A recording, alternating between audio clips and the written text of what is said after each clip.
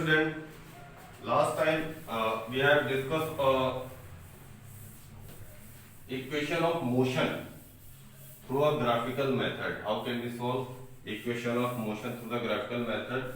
Last time we have discussed about the two equation of motion through the graphical method, right? First equation मैंने आपसे discuss की थी v equal to u plus at, right? And second discuss की थी मैंने s equal to ut plus half at square, right? दो equation मैंने discuss की थी ग्राफिकल मेथड के थ्रू किस तरह से सॉल्व करेंगे, right? Now today we have discussed the third equation of motion through the graphical method, right? Last time आपने एक ग्राफ बनाया हुआ था, शायद आपको याद हो, right? इस तरह से मैंने एक ग्राफ बनाया हुआ था, right? Okay.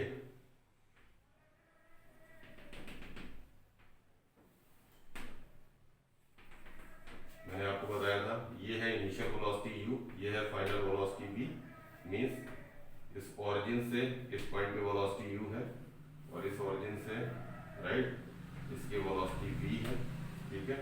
ये हमारा टाइम फैक्टर था, राइट, o a b, ठीक है, c d e, मैंने पॉइंट आपको नोट कर लिए, राइट, ओ ए पॉइंट दे दिया मैंने, ठीक है।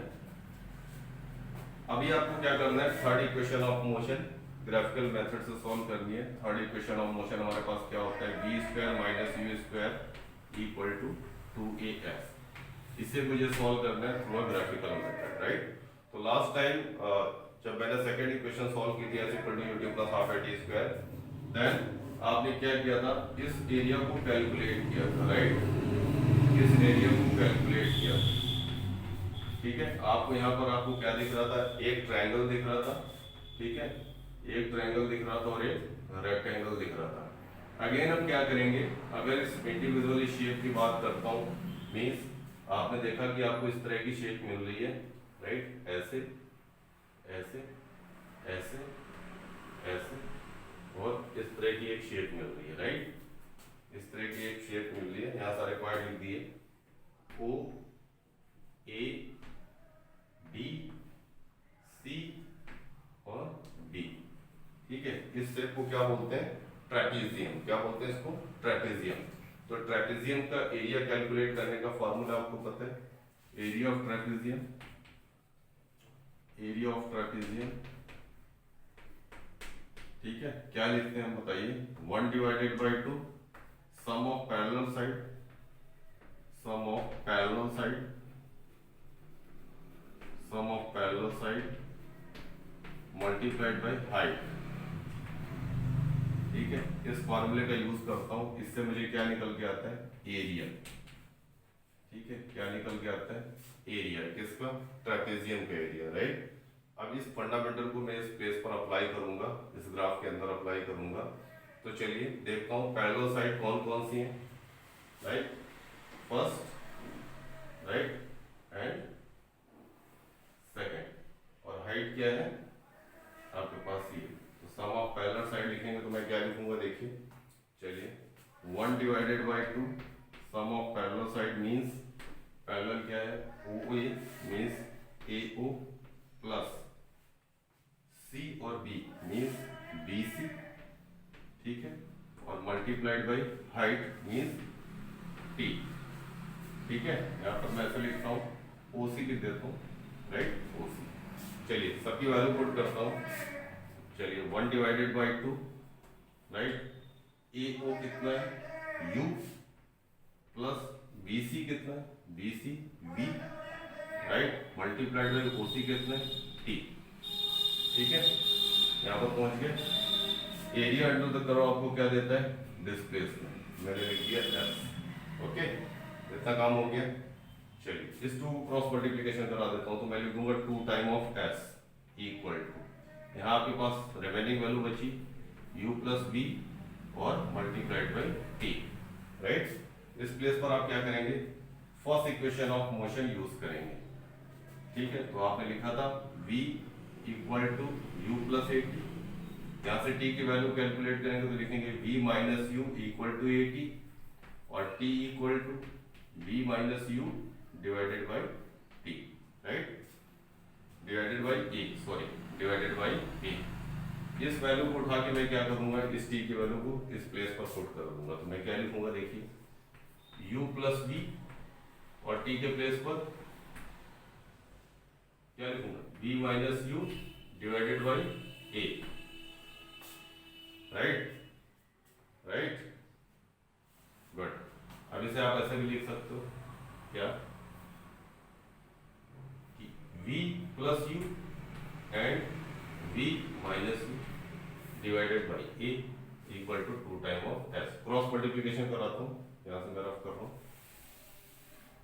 राइट, क्रॉस मल्टीप्लीकेशन कराता हूँ तो क्या मैं लिखूंगा, 2as equal to v plus u and v minus you.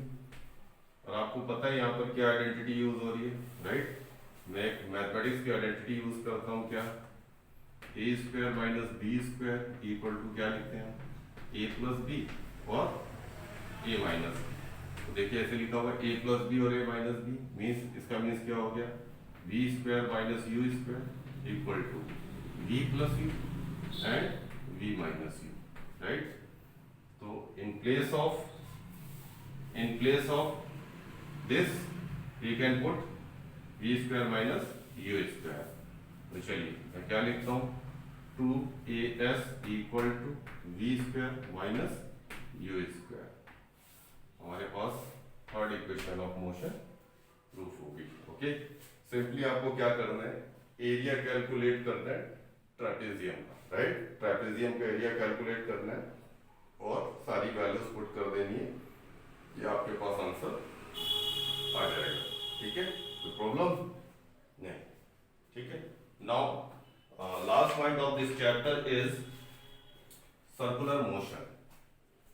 ठीक है, आप देखिए लास्ट पॉइंट है इस चैप्टर का सर्कुलर मोशन। लास्ट पॉइंट हमारे पास सर्कुलर मोशन, राइट। क्या लिखेंगे, uniform circular motion, uniform circular motion.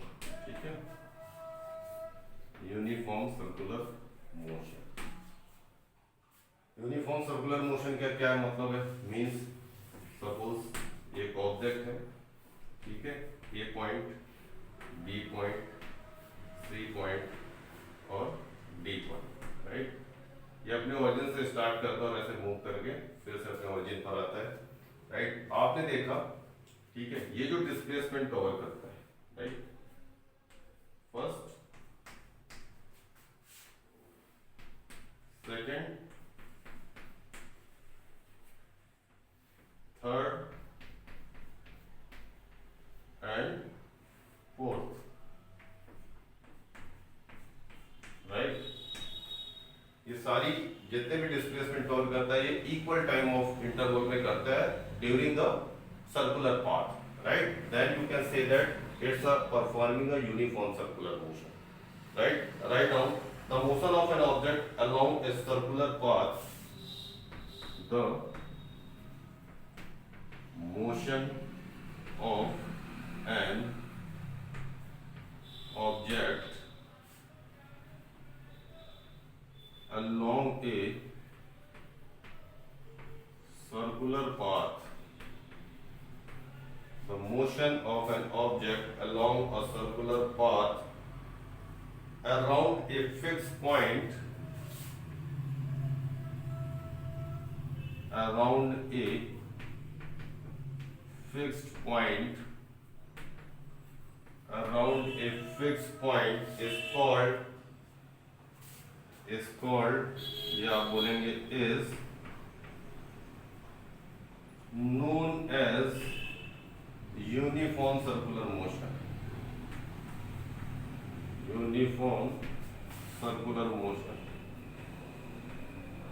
uniform circular motion, right. आपने क्या बोला, एक ऑब्जेक्ट है जो अपने फिक्स पॉइंट मींस O से, ठीक है, एक सर्कुलर पाथ में around a fix point right, क्या कर रहा है, मूवमेंट कर रहा है और इक्वल डिस्प्लेसमेंट कवर कर रहा है in equal interval of time. तो आप क्या बोलेंगे, here it's shows the uniform circular motion. Next है रेवोल्यूशन, नेक्स्ट पॉइंट लिखेंगे revolution,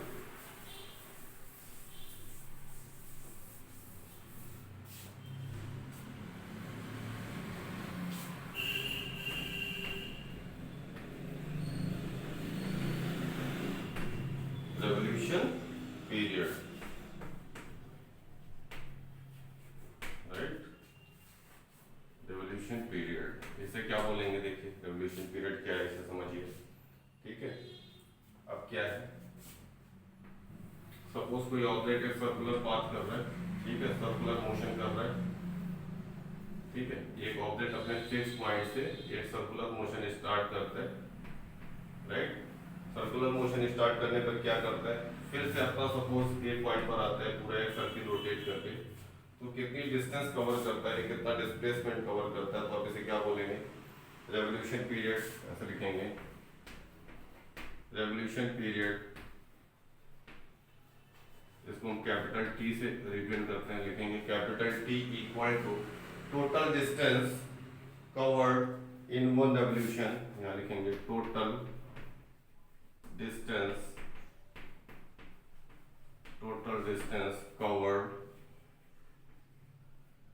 covered in one revolution, total distance covered in one revolution divided by लिखेंगे constant speed,